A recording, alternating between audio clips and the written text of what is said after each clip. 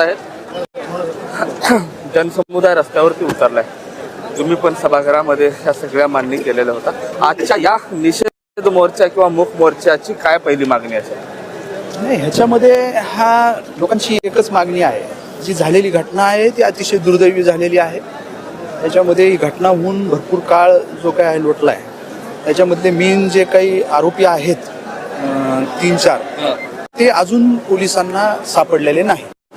तर ते तात्काळ लवकरात लवकर त्यांना अटक व्हावी आणि ज्या पद्धतीनं माननीय सरकारने याच्यामध्ये SIT गठीत केलेली आहे, CID कडे तपास आहे, न्यायालयीन जे काय ज्युडिशियल इन्क्वायरी सुद्धा त्याची घोषणा विधानसभेमध्ये अधिवेशनामध्ये झालेली आहे.